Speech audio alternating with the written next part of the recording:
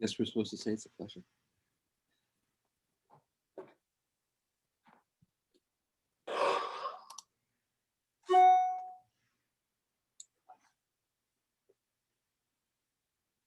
Hello, everybody. As you're making your way in, just want to say on behalf of Holy Blossom, welcome and thank you for being with us. I don't want to take up too much time. I'm going to turn it right over to Joan Garson, who's going to offer us a little bit of context and understanding for our conversation, and we will go from there. You are in good hands with Joan. Thank you, Rabbi, and shalom. My name is Joan Garson, and the most important fact about me today is that I have a daughter, a son-in-law, and 2 grandchildren in Israel.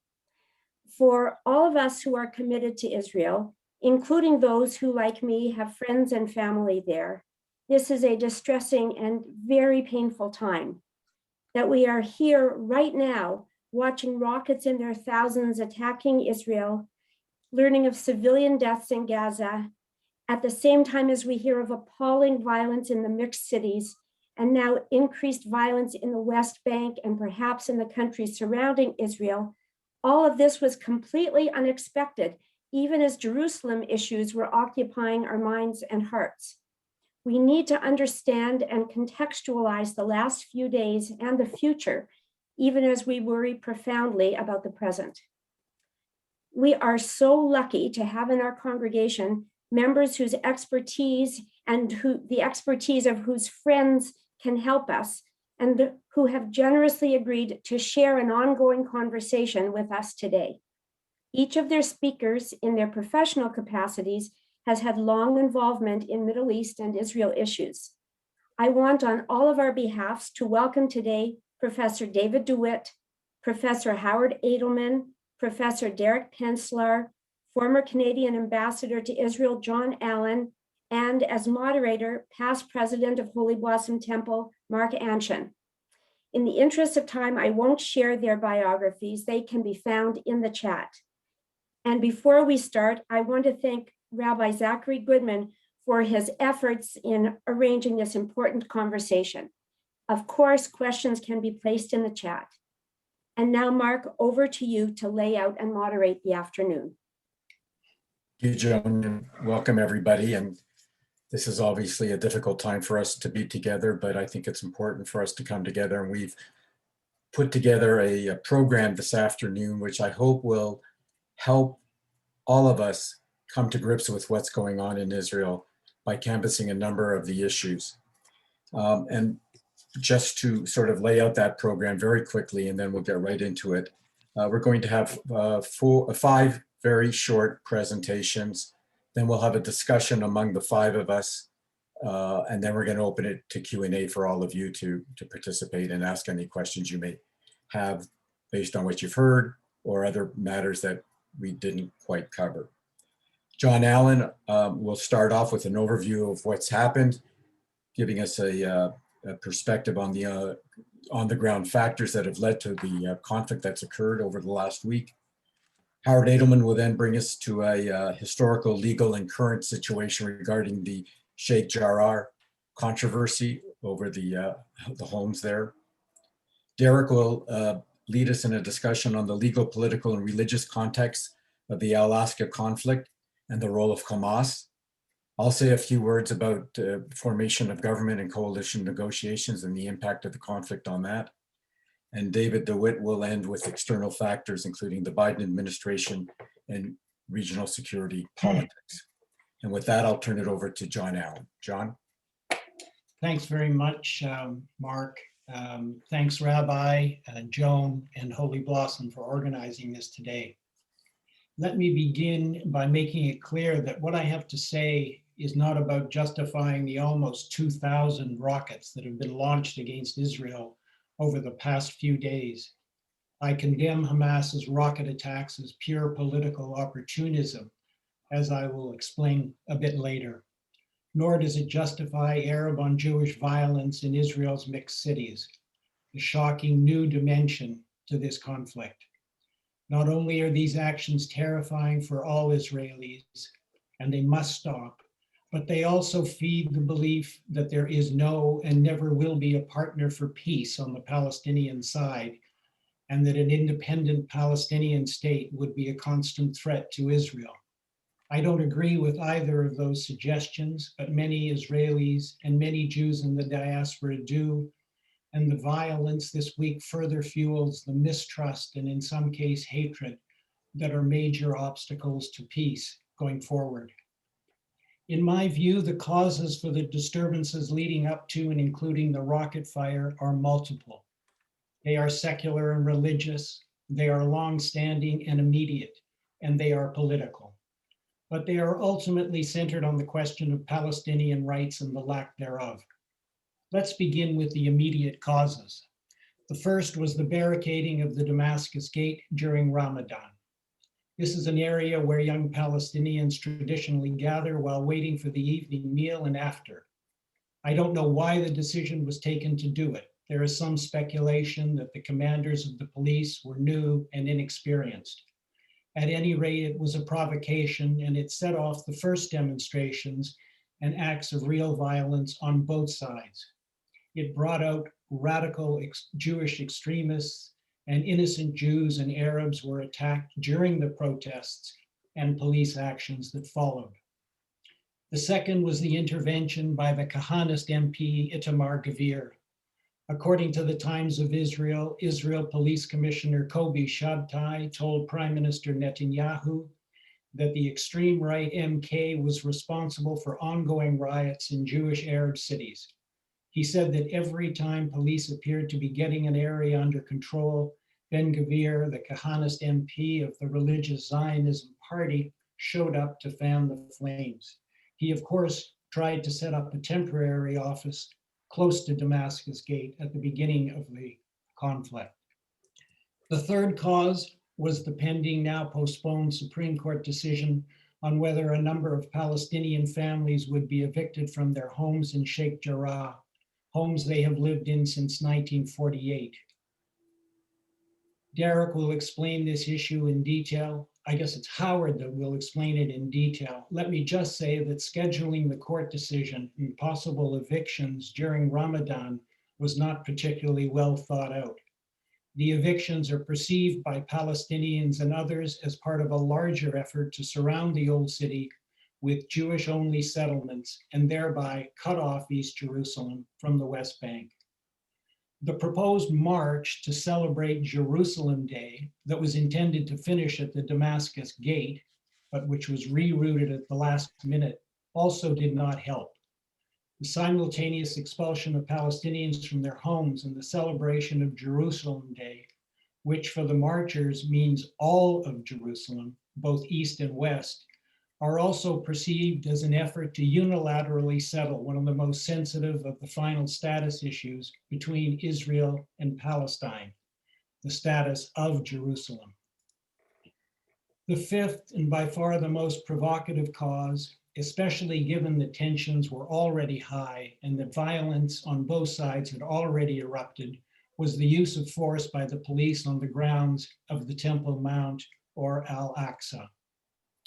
No one in the Israeli government seemed to recall that it was a visit by Ariel Sharon to this same site that provoked the Second Intifada, or to realize that its violation, especially during Ramadan, was guaranteed to provoke a strong reaction, not only in Jerusalem, but throughout Israel and the Muslim world. The media coverage of police firing rubber bullets and tear gas to disperse demonstrators further stoked the flames. As a result, even secular Muslims and non-Muslims could easily identify with these issues. So why did Hamas act when it did, and why with such force? The easy answer is that Hamas gave Israel an ultimatum to leave Al-Aqsa, and Israel didn't comply. A more likely reason is far more political and opportunist. Hamas sought to take advantage of the Palestinians' anger and long-standing frustration and fill a vacuum at a time when Fatah and its leader Mahmoud Abbas was silent. Recall also that this was taking place shortly after Abbas had canceled the Palestinian elections, the first in almost 15 years, and elections that many predicted Hamas would win. Another possible reason for Hamas's reaction is that Hamas, and some say Bibi Netanyahu, believed that a conflict of this nature and magnitude would disrupt the efforts of the anti-Bibi bloc to form a government in Israel. As we know, that bloc could have succeeded in forming a government only with the support of one of the Israeli Arab parties. Hamas, you see, prefers a Netanyahu government, just as Bibi prefers to quietly support Hamas. Both want to weaken Fatah, and neither are interested in a two-state solution. As Shlomo Ben-Ami stated in an article yesterday, Hamas connected all the dots needed to gain primacy in the Palestinian national movement. It positioned itself as a protector of Jerusalem and Al-Aqsa, as the spearhead of the Palestinians' national and religious struggle against the Israeli Jewish occupier, and also as the voice of the Arab minority in Israel proper. I want to conclude, however, by saying that the violence in Jerusalem that so unfortunately has also spread to the mixed cities of Israel should not have been a surprise to anyone. The occupation is 54 years long. There has been no path towards peace or even a glimmer of hope in that direction for 12 years since Bibi Netanyahu became prime minister. Just how long did Israel think that Palestinians in the West Bank and Gaza would put up with a military rule and military courts, with house demolitions and evictions, with settler expansion and daily settler violence ignored by the IDF, with severe restrictions on their movement, both within the territories and between the territories and the outside world? How long would the residents of Jerusalem, they are denied Israeli citizenship, accept their third-class status? Did Israeli government officials think that Palestinian Israelis in Lod, Akko, and Ramla were either ignorant or immune to the treatment of Palestinians in the territories or the provocations at Al-Aqsa?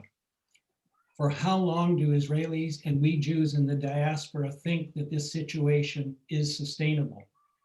If nothing is done to fix this larger problem, I fear we will be back here in a few years having a very similar conversation. Thank you. Thank you, John. Let me now turn it over to Howard Adelman to talk to us about the Sheikh Jarrah controversy. Howard? I'm going to come from the other end, John, because today is Friday. Tomorrow we concentrate on God. Today I'll concentrate on the devil. And the devil is in the details. So it's a very opposite perspective than an overview. And I'll start with names. The names of the families, the Askabi, the Al-Kurd, etc., families who live in the four houses that are in the center of the court dispute. I'll start with the name of Sheikh Jarrah. It's, of course, a name, an Arabic name named after the physician of the conqueror Saladin, who got rid of the Christian crusaders. And so the theme that I'm going to run through this, it's all about replacement. The people who live in the houses are people who were displaced in 48. The whole name of the area is about displacing the Christians and the Muslims taking over. Then it goes on about the very street name is named after an associate commander of Muhammad who helped capture Jerusalem. It doesn't matter where you go, you touch on this theme. The Jewish name, of course, is different. It has a Jewish name that goes back further, Shimon HaTzadik, which is Simeon the Just, who had so much to do with the Pirkei Avot. And this goes back to the 3rd century BC. So these places are overloaded, overdetermined with history from different sides. Then there's the legal basis. The legal basis is a little complicated, but you can make it fairly simple. It is a property ownership versus leaseholder rights dispute. That doesn't mean it's only that, as I'll get onto it, but it's legally, that's the dispute, because the property is owned by Jews. The courts have determined that unequivocally. Even the lawyer defending the Arab families conceded that that's the law. They do own the land. The particular land that we're talking about of 4 houses is land that was purchased jointly, partly on one side of the street by a Sephardic group and on the other side of the street by an Ashkenazi group back in 1875. Up until the 48 war, the part that the Ashkenazis had built, they built houses, stone houses, which after 48 got occupied by Arabs. The Sephardic part was never built on. It was built on in 56 with UNRWA partnership with Jordan. And those houses were then leased to people who were displaced from West Berlin, from West Jerusalem, from Haifa, from Jaffa. And that consists of 28 families who are in the midst of this dispute. And there are 4 families at risk right now. But that's the legal part. But the legal part is they had leasehold rights, and they had actually special leasehold rights that the Israeli government had given them, but they've been exhausted. They've lived in the house for over 54 years. They've stopped paying rent for the land to the landowners.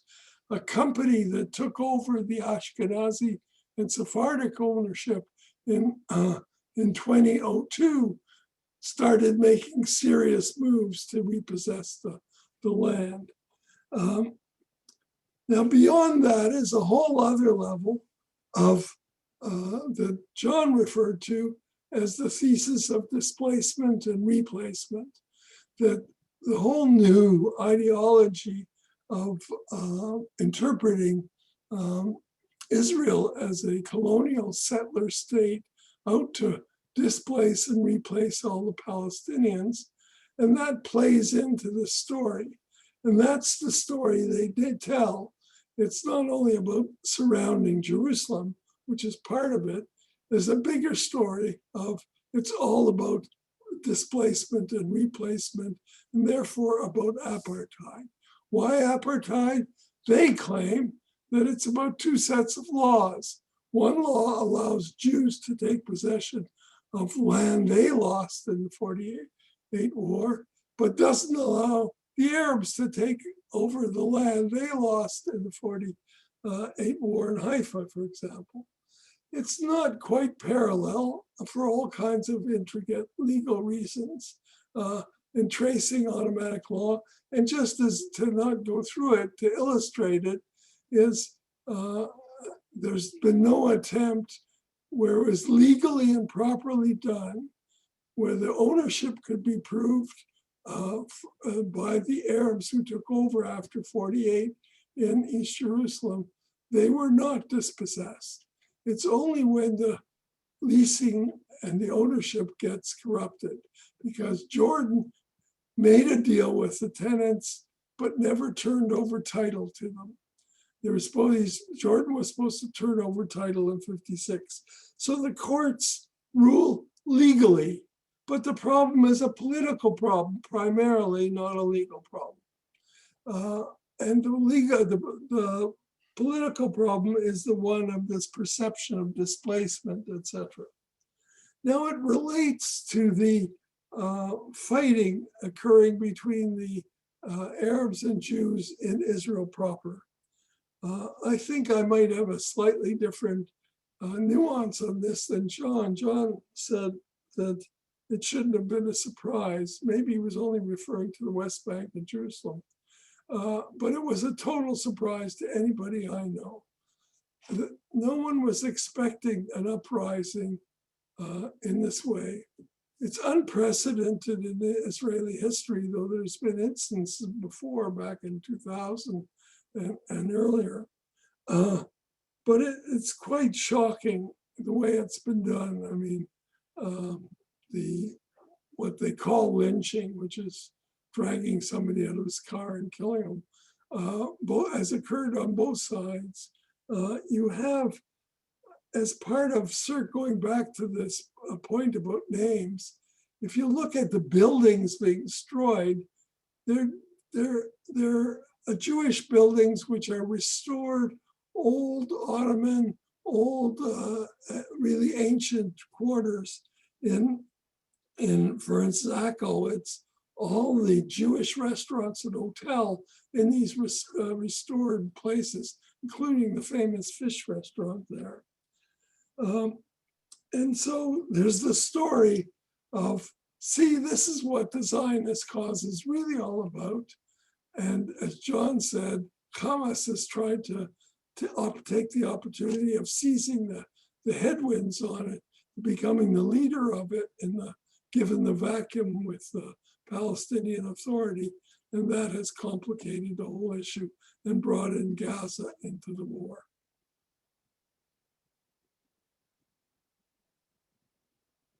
Thank you, Howard. We obviously are going to have a lot to talk about. Derek, let me turn it over to you now and tell us about the Alaska Mosque conflict. You're on mute. Unmute yourself, Derek. Yeah, you're on mute.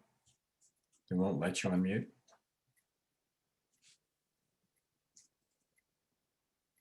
There you go. Thank you. Now, can you hear me now? Yes. Okay, great, thanks. You have to do this in every webinar I've been participating or listening. There's always one hitch, technical hitch. Well, let's hope that's the only hitch. Okay, so let me start talking about Al-Aqsa. During Passover, Israeli Jewish religious activists entered the compound of the Al-Aqsa Mosque to pray and read from a Torah scroll in violation of agreements with both Israel and Jordan. A couple of weeks later, on the first day of Ramadan, 70,000 worshipers gathered at the mosque, and Israeli police cut the wires to the mosque's minarets at the time of the call to prayer. The sound was disturbing people assembled below in the Western Wall compound for Yom HaZikaron. And the Waqf, the Islamic charitable authority or trust that administers the Temple Mount, refused to turn the volume down voluntarily. So the police cut the wires. A cascade of additional aggravating factors we've heard about: mounting anger about threatened expulsions of Palestinian families from Sheikh Jarrah. And again, however one interprets the legal details, we can certainly understand how it's perceived. The Ramadan closure by Israeli security forces of the old city's Damascus Gate Plaza, which is a very popular gathering place for Palestinians. The planned Jerusalem Day March in the old city, and months of clashes, which we haven't referred to yet, between Jewish and Arab youths in central Jerusalem. This has been going on for some time. All of these are disposing factors. And then early this week, these elements catalyzed disturbances at Al-Aqsa, to which Israeli security forces responded by entering the compound and firing tear gas and stun grenades into the mosque itself. Now, the consequences of these events are grave. The Al-Aqsa Mosque is ground zero for Palestinian nationalism. As the site of the Prophet's miraculous night journey from Mecca to what's called in the Quran the distant mosque, al-Masjid al-Aqsa, and his ascendance to the heavens, the Miraj. The Al-Aqsa Mosque is the most sacred site in the world for Muslims outside of Arabia. It is meaningful to secular Palestinians as well, because like most modes of nationalism, in Palestinian nationalism, religious and secular elements are interwoven. The same thing is true for Zionism. The Al-Aqsa Mosque attracts the attention of Muslims throughout the world. It strengthens their identification with Palestine and the Palestinian sense that their struggle is a global one. Since 1967, Al-Aqsa has assumed a political meaning as a symbol of resistance against occupation. In Arabic, it is called the first political Qibla, referring to the direction of prayer towards Mecca prescribed by the Prophet. The Al-Aqsa Mosque stands on what is called in Arabic Al-Haram al-Sharif, or in the Jewish tradition, the Temple Mount, Harabayit. Rumors among Palestinians that the Haram was going to be taken over and destroyed by Jews go back to the 1920s. Fear for the Haram became a rallying cry for Palestinian nationalism led by the Muslim cleric Mohammed Amin al-Husseini. It was a major source of the 1929 riots that swept the country and left over 100 Jews dead. Then, as now, there was some truth behind the rumors. Jewish extremists were not entering the Haram to pray, but Zionists were attempting to purchase land in the vicinity of the Western Wall. The sense of threat to Al-Aqsa from 1929 has continued into the recent past and into our own day. From the time of the First Intifada onwards, the cry, Al-Aqsa is in danger, Al-Aqsa fi khatir, has been raised in response to everything from Israeli archaeological works, to closures of access to prayer on the Temple Mount, to cases where security forces have entered the temple compound in response to disturbances. And what happened on Monday, I mean, this has happened before, but never to this extent. The centrality of Al-Aqsa grew even greater in the early 21st century under the leadership of the head of the Israeli Islamic movement's northern branch, Sheikh Raif Saleh, who initiated major improvements and expansion of the Al-Aqsa Mosque.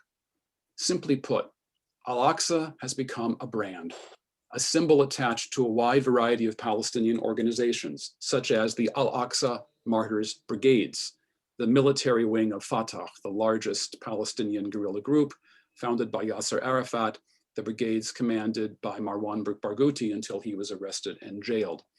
There's also the Al-Aqsa associations that seek to preserve and protect Palestinian holy sites. And the Second Intifada, which, as we've heard, began after Ariel Sharon visited the Temple Mount in September of 2000, quickly became known as the Al-Aqsa Intifada. In short, any Israeli government that doesn't want a major confrontation with Palestinians should tread carefully on Al-Aqsa. Now, if an Israeli government does want a major confrontation, it need not tread carefully at all. And I think we'll talk about that a little later on. Let me move on to Hamas. Hamas explicitly blends Islamicism with Palestinian nationalism. Tensions associated with Al-Aqsa give Hamas precisely what it needs. For decades, it has linked its religiosity with a stated commitment to the financial integrity and social welfare, while accusing the Palestine Authority of corruption and indifference to the masses. Now, that said, Hamas leaders are no strangers to corruption. For example, Gaza's Hamas leader Ismail Haniyeh has made millions skimming tax revenues on goods smuggled through tunnels. But Hamas has other grounds on which to attack the Palestine Authority. It asserts its vigor compared with the Palestine Authority's flagging strength, Mahmoud Abbas's 85. Hamas's willingness to confront Israel versus the Palestine Authority's security collaboration with Israel, and Hamas's claim to legitimacy versus the Palestine Authority's repeated postponement of elections. The last free Palestine Authority election was in 2006, and Hamas won. Just as Hamas's leaders are successfully outbidding the Palestine Authority, they are successfully practicing asymmetric war against Israel. They hide among their own population and attack civilian targets indiscriminately. Their actions, alas, are common among insurgents fighting against an enemy with material superiority. Similar as well as their assumption, as Ho Chi Minh famously put it during his battle against the French in Indochina, that if they kill one of the enemy, for every 10 of their own who die, they, the insurgents, will win. Can Hamas in fact win? What would that mean? Can Hamas destroy Israel? Can it force Israel to meet Hamas's minimum demands for what they call a long-term truce? Not recognition of Israel under any circumstances, but what they call a long-term truce in return for things that are pretty much the same as what the Palestine Authority itself demands: statehood, East Jerusalem, and a recognition of the right of return. No foreseeable Israeli government will accept those terms, but at the same time, Hamas itself cannot destroy Israel, but it itself it's very unlikely that it also could be destroyed. Hamas has adequate popular support, despite discontent over the ongoing blockade, a stagnating economy, and COVID among residents of Gaza. The fact is that Hamas might very well win another free Palestine Authority election. Hamas has patrons. Qatar provides money. Iran and Hezbollah provide military technology. And it has a remarkable ability to smuggle and manufacture weapons. It has been highly resourceful in bringing Iranian and Syrian missiles into Gaza and manufacturing its own. It actually reminds me a little bit of the Haganah in 1948, the way they were able to manufacture their own weapons, albeit cruder at the time. As a result, we have an ongoing conflict between two forces, vastly unequal in power, but neither of which will back down. A conflict that is usually low intensity, but at times acute, during which Israel inflicts horrific damage on Gaza. And in turn, Hamas causes much lesser, but still lethal and traumatizing harm to Israel. The most damaging effects of this conflict for Israel, however, are more long-term and indirect, because this time around, as we've heard, the conflict is not limited to Hamas. Israel is facing a breakdown within its own borders and the possibility of a larger, more regional conflict, including the West Bank and Lebanon. But even if Israel avoids a larger military engagement and any hint of military defeat, it may well endure a political defeat, largely because of Hamas's heightened credibility and the weakening of the Palestine Authority, a process for which Israel itself is partially responsible.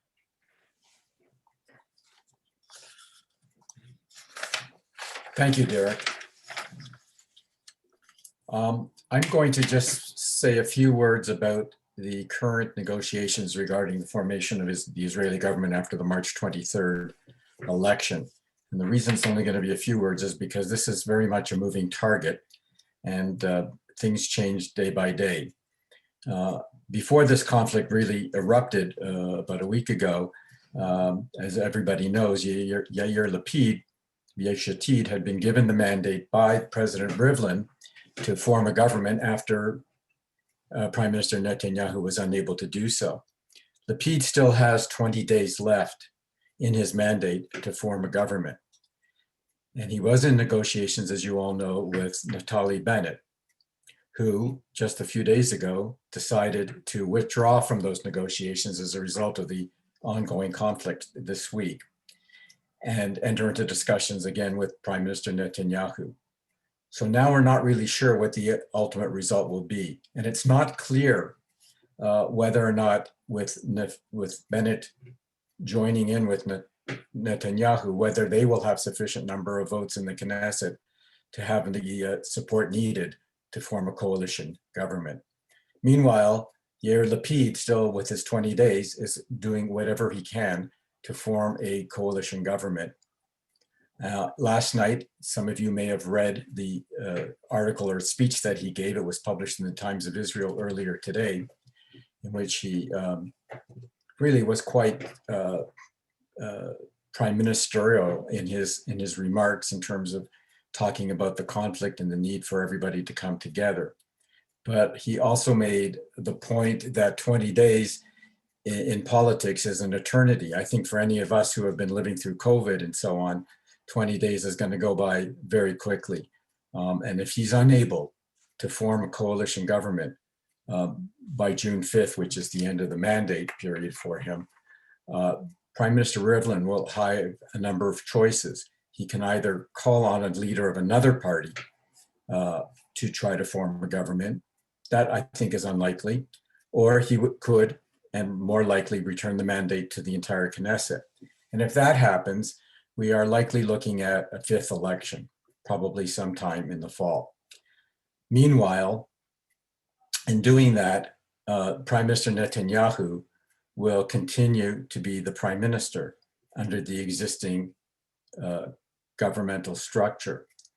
And the coalition agreement that he entered into with Benny Gantz after the third election is still in force, which means that if this issue continues to go on into the fall and the election doesn't take place before October, Gantz, under the coalition agreement, could become prime minister. Again, all very uncertain and nobody really knows, and we won't know for several weeks as to what's going to happen. I think the important issue, of course, from my perspective, is the role of the Arab parties in this. The Arab parties, particularly the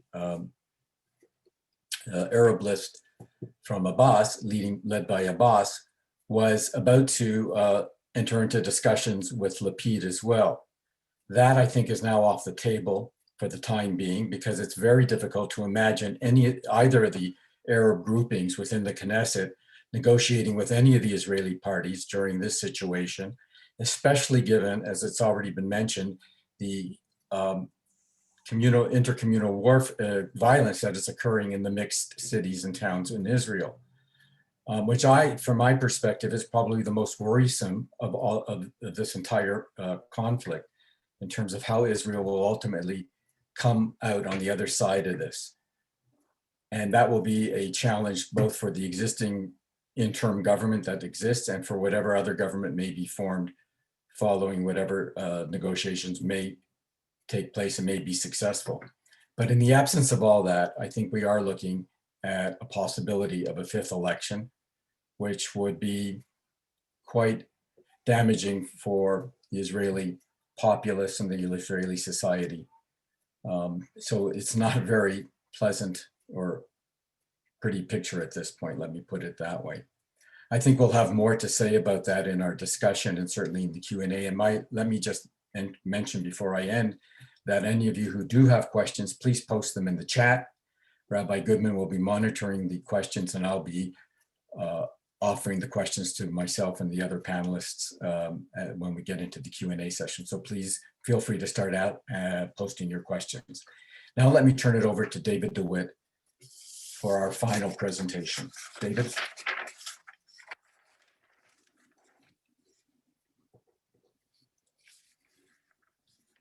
David, you're on mute. You need to just unmute. There you go. There we go. Derek, not to feel alone. I've been asked to make some comments on external factors and regional security. And I think the first thing I'd like to suggest is that certainly beginning in 2001 and enhanced and moving more quickly has been the breakdown of what certainly the West presumed was a regional security order since the Arab Spring. We've seen dramatic disorder throughout the region. In terms of the external actors and drivers, I think there are a few things in general to observe. First of all, it's been interesting that there's been relatively little commentary coming from actors either elsewhere within Middle East and North Africa or beyond. There are the typical kinds of political statements, the nodding, whether it's on human rights or the desire to have some form of UN-led peacemaking effort. There's been commentary from some of the Arab states, certainly from Iran, not a lot from Russia or China. They played very traditional roles. This is very much, I think, as has been shown by the previous speaker, something that is internally driven. But the external actors are not without import. But let me say that I think war weariness has in a sense become Israel-Palestine weariness. That the lack of strong behavior emerging from any other actor in the Middle East, with the exception of Iran, suggests that they have other things on their minds. And one of the things that was overlooked for so many years, and I think out of default has become increasingly relevant, is the recognition that, and this is not new to anyone who follows world politics, in that states or regimes act in their own interests.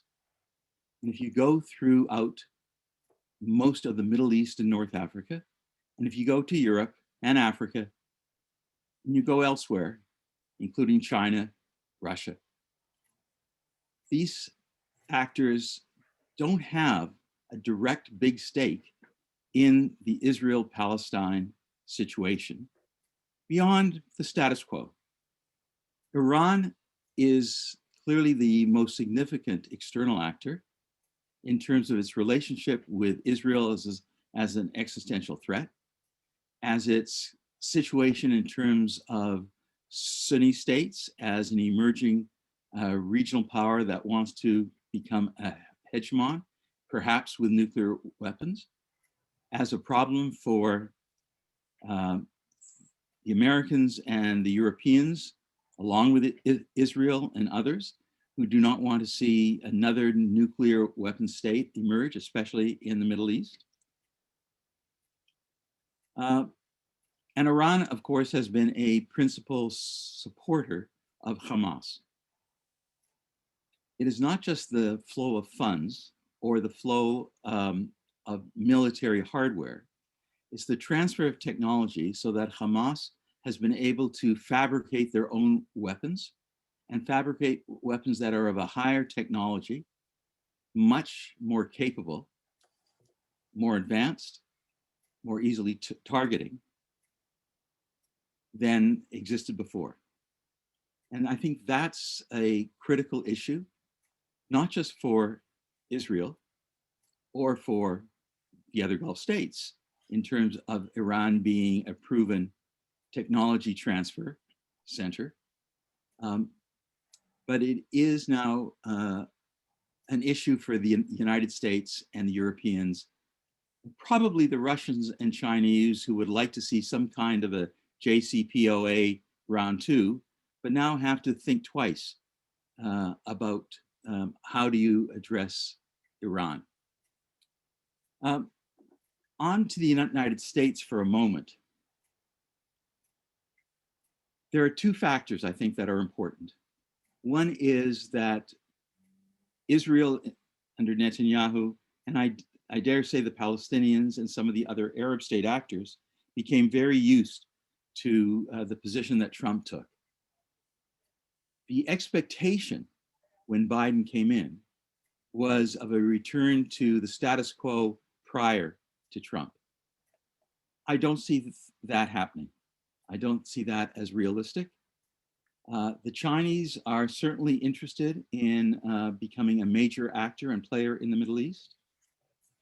They are playing both with Iran. They've just signed a $25 billion deal with the Iranians. They have very active trade and economic and diplomatic activity with Israel. And they don't necessarily see this at all one in conflict with the other. Russia, I think we're going to see doing much the same. Right now, it's principally only in Syria, but it is looking for ways to actively re-engage other parts of the Middle East. Does that mean external actors in the Middle East are going to become more important? Possibly. I would focus on a combination, on first of all, the United States pressuring both the Israelis and the Palestinians in terms of any further American support is going to be dependent on the ability of Palestinians and Israelis to sit down in some kind of a diplomatic engagement. I think the Biden administration will repeat what we saw 15 or 20 years ago with an American administration that played hard, much harder than it normally had with the Israelis in terms of demands. But I think they're going to do the same with the Palestinians. The problem in terms of external actors wanting to facilitate diplomatic negotiation is with whom do they deal? Right now, we have no solid government in Israel. And even when one forms, it's likely to be short term. And we have a very disparate domestic electorate in Israel that have not shown a strong eagerness to move to a more compliant position with the Palestinians over the last 15 years. Polls used to show that a vast majority of Israelis wanted or were supportive of a two-state solution. Those polls aren't so strong in that direction now. And the Palestinians, as we know, and this is something for discussion, both the Palestinians in the West Bank and Gaza and within Israel proper, the issue of the demography and their economic well-being and their frustration is something that needs to be addressed. The leadership within their own communities does not seem to be able to do that.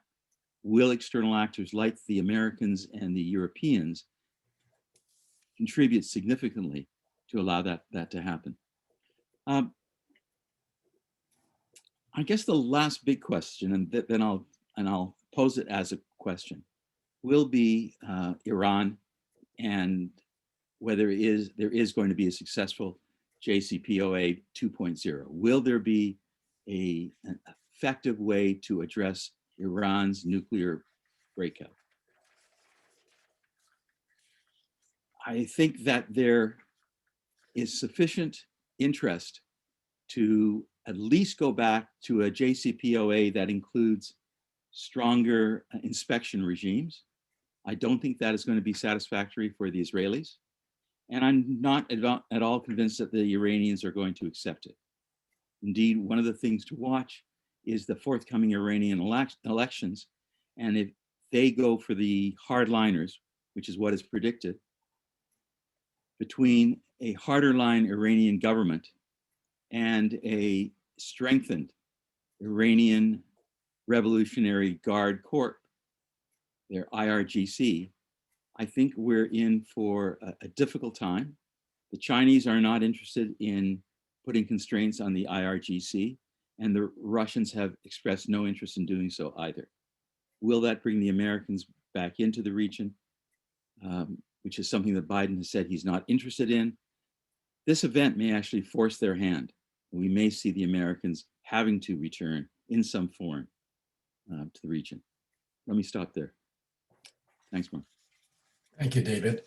We have about 10 minutes or so. This webinar's scheduled to end at 4:30. We can go a little later if people want, but I'm going to take the next few minutes and have a bit of an exchange of views among the five of us on what you've heard and the various points, and then we'll turn it over to Q&A. So we'll spend a few minutes doing that and then open it up to questions. So please, if you have any questions, post them in the chat.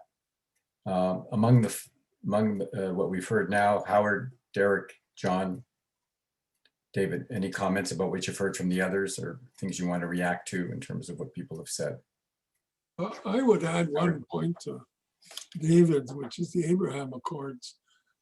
You can only cover so much, I know, David.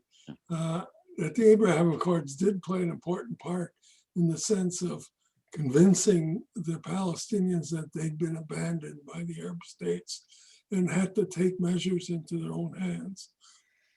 And whatever that happened, as it did in '64, you get a very increase in militancy among the Palestinians. John, please. You're on mute.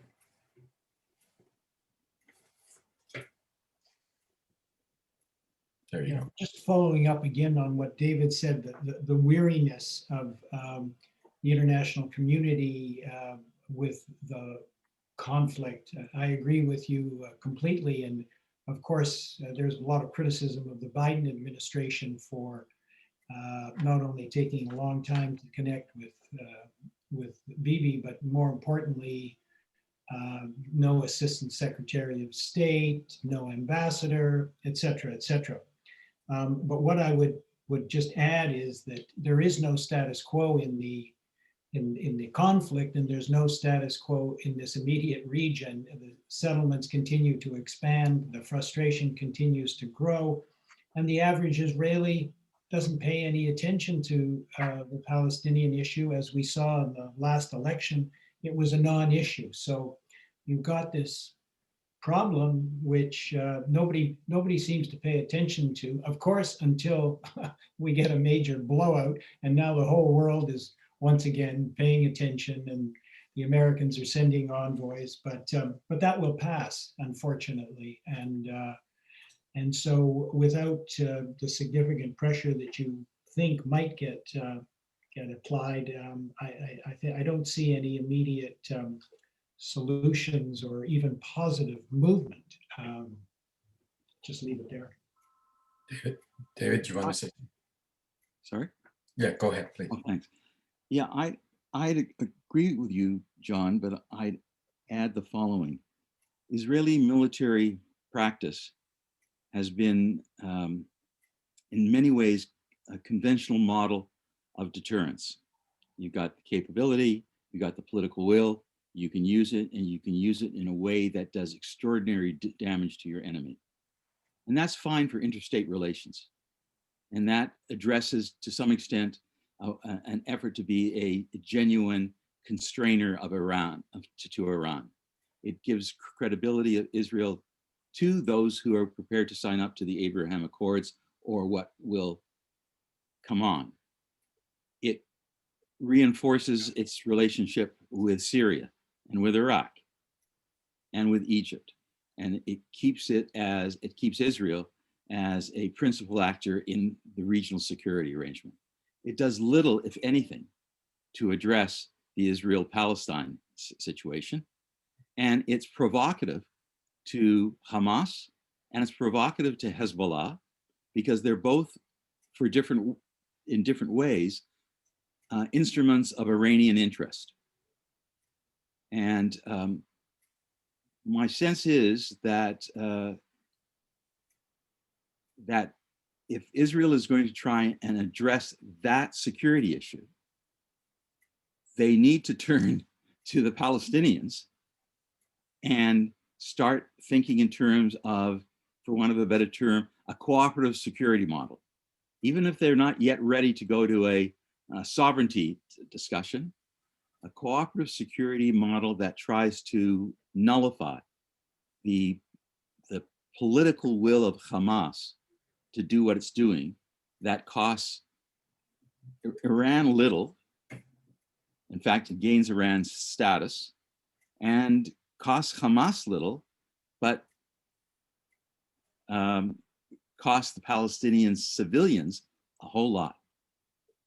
And if they don't do this, if the Israelis don't shift their strategy, then Hamas by default will become the dominant player in Palestinian politics. That's my sense of things. And it will embolden Hezbollah, not just against Israel, but Hezbollah against a rebuilding of a civil Lebanon. No, I would just, I would just add, you mentioned that there's a little cost to Hamas, but a great cost to the Palestinians. And this is also a problem with conventional deterrence models.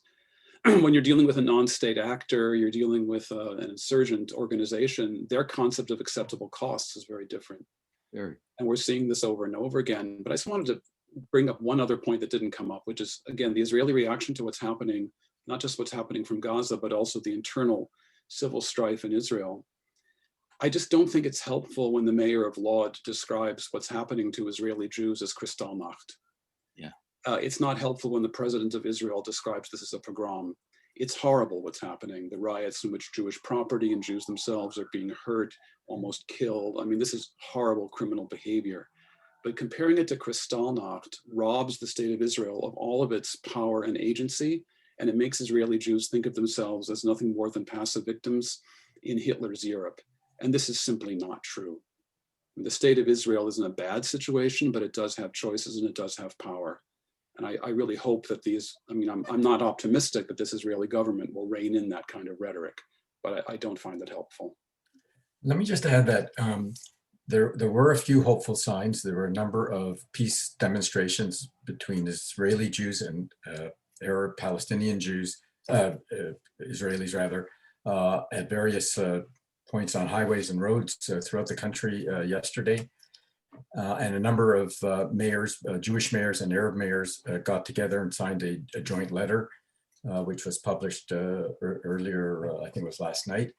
And so there are some signs that people need to know that they're working together. John and I work in with an organization where in the healthcare sector, we know that Arab Israelis and Jewish Israelis are working hand to hand, working together in hospitals as doctors and healthcare professionals and so on all the time. And many of the people who were treated for COVID in many of the hospitals were treated by Arab doctors or Arab nurses, Arab technicians.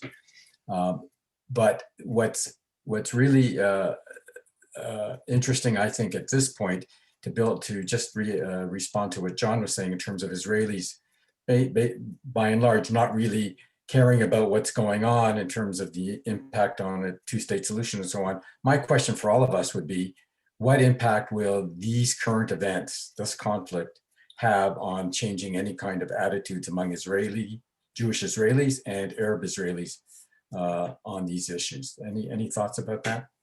Well, I would just follow up with what you're saying. The irony is that we just had an election in which Arabs were on the lists of Israeli parties for the first time, when Arab parties were a fundamental part of the negotiations. So, and we've heard the figures about how as difficult as it is for Arabs to expand their homes, and we know that the money to education in Arab towns is not what it is to Israelis, but there has been an expansion of professionalism amongst Israeli Arabs.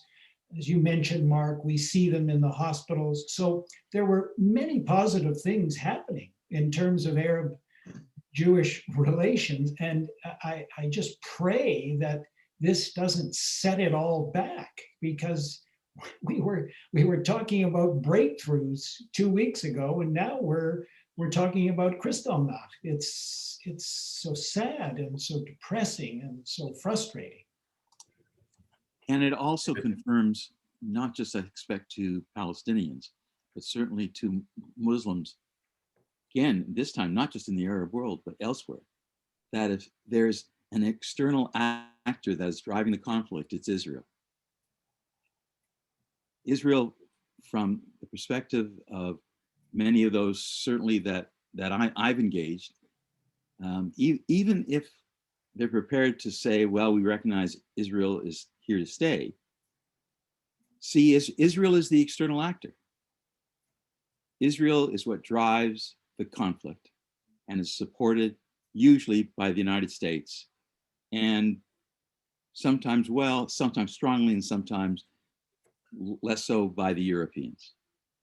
But Israel is the external actor, and everyone else is the ally of the external actor. Puts a different sense of how you see the world. There's a question. There's a question, yeah. I think we have just a few minutes left, so let's go to a question if we can. Barbara Landau, I'll try to read this question.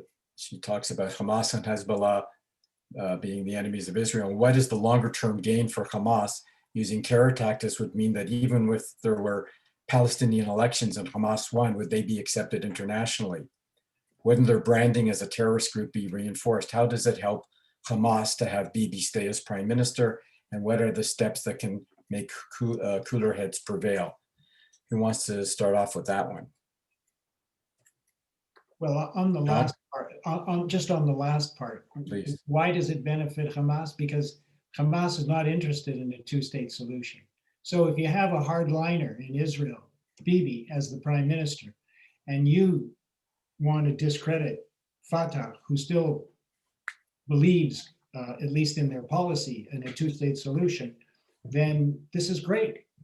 And they're not interested, I don't think, in international recognition. They're interested, as David would say, in recognition by Iran and by Hezbollah. But at this point, that's like 10 years later. Once they control the West Bank and Gaza, then maybe they'll start to think about international recognition. Unfortunately, right now they want power. And it seems that the military wing took over from a more moderate political wing to start this barrage. So just to follow up, because Barb just made another point, what about Hamas's approach to the well-being of their own population in Gaza? Barbara points out that their lives are not really all that good. It's pretty, she uses the term miserable. What do we say about Hamas's approach in terms of how it's dealing with the social, health, educational needs of its own population? And with this kind of conflict in Israel now engaged in the military action against Gaza, it's just going to set them back even more so. They blame Israel. They blame Israel for everything. The Palestinians, the elections were canceled. They blamed Israel. No voting in East Jerusalem. The problems in healthcare and Hamas, Israel's fault. They're not letting in resources. They get away with it. They have an easy pass, easy excuse. And yeah, I mean, people are suffering, no question. We know that. But also, what is in the wings? There have been, in every Israeli military action in Gaza, there's been talk of regime change. But what would replace Hamas? As far as I know, the New Democratic Party doesn't have much of a stronghold in Gaza City. So that's one point. And the other is, I don't have the math in my head, but I think there's a pretty strong correlation between the 2/3 to 3/4 of the member states of the United Nations that recognize the state of Palestine and those that have not classified Hamas as a terrorist organization. And that is, then the states that have classified Hamas as a terrorist organization are unlikely to have recognized the state of Palestine.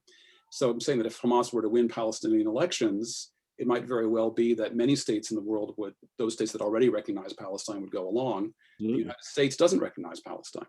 Sure. In other words, not much would change internationally in terms of the political. Not a whole lot. And that's the thing I gather, which is both depressing but also encouraging, that I gather from David's remarks, that at the end of the day, you're talking about how Russia and China, the major powers, even the United States, are trying to stay out of this as much as possible, although it might not be possible. The US might have to get involved, as David said. But this really puts more responsibility on Israel and on the Palestinians. And then the question is, what can be done to finally get the two parties to engage in serious conversations, as they did decades ago, under very different circumstances in Norway and in Washington, and to see what could move forward. So you're talking, we have to look, it has to come from the participants themselves. You're looking at some kind of Oslo II kind of negotiation coming forward. I would be happy no to chance. Backyard. Right. New leadership. We need new leadership to start. It's not going to happen, guys. It's not. We have one more question, and I think we'll bring it to an end after this question, and we'll answer it. Alan Brudner asks, to what extent are the Israeli provocations the consequences of Trump's policy of taking Jerusalem off the table and of Israeli-Palestinian negotiations and giving all of Jerusalem to Israeli sovereignty?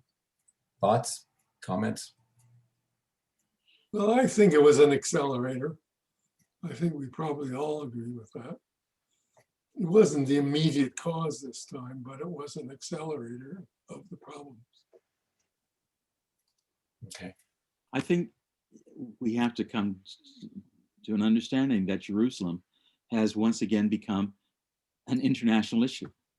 It's no longer, even with Netanyahu asserting what he asserts, it's no longer a single state issue. It's not, it is an international issue, whether Israel likes it or not, because, well, for many reasons, but it's going to continue to be provocative.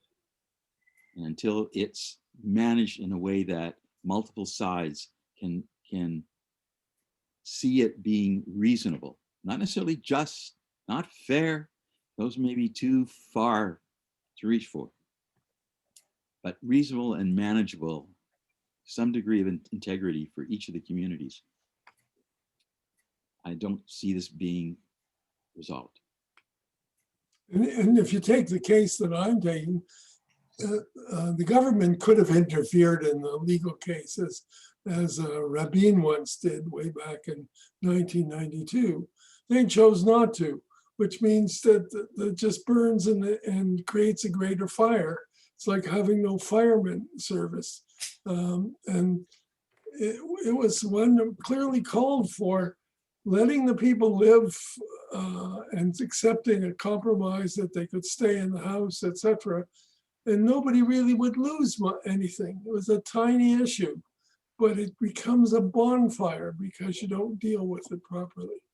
Let me just end by saying on that point that one approach I think that the government could have done if we had a more reasonable government in place would have been to expropriate the ownership of the land from the individual owners, have the Israeli government own the land and provide long-term land leases to the current occupants of the property, which is in effect ownership, the long-term lease.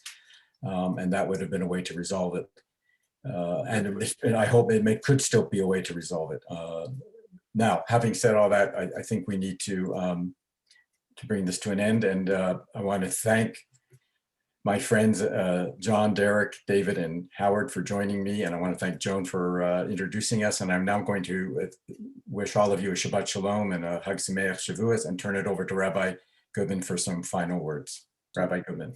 And thank you to you, Mark, for moderating this conversation. And thank you again to all of our speakers. It really is so important to add this nuance to an incredibly complicated conversation. And I think everyone here, I'll speak on behalf of us all to say thank you for as we enter Shabbat, as we enter Shavuot, to have this complexity explained so eloquently is really quite powerful. I want to take just a very brief moment to make you aware of some of the upcoming programs happening at Holy Blossom for Israel. We're pleased, we don't have an exact date yet, but we are pleased to let you know that we are welcoming Edgar Carrot over the summer. So we'll post a date and we will have some good reading there.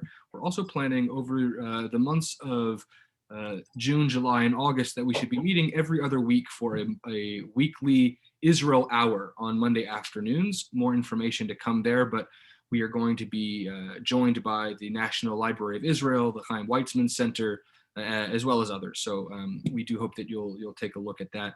I want to conclude with the words of Rabbi Spolansky. I don't know if she knows I'm going to say this, but she wrote in an email to a group of folks of interfaith people speaking today, and I think she says it perfectly. So I'll end with her words. That Ramadan and our upcoming Shavuot festival are both about revelation and devotion to better understanding God's world and our role in it. So may this season of revelation shine a warm light on our shared pursuit of understanding. And we wish for another peaceful night in Israel. And thank you again for being with us, each of you for making the time to be a part of this important conversation. And again, to our speakers for organizing and making yourselves available to us. Really do appreciate everyone. Wishing you a Shabbat Shalom and Chag Sameach. Shabbat Shalom. Shalom. Hag Sameach.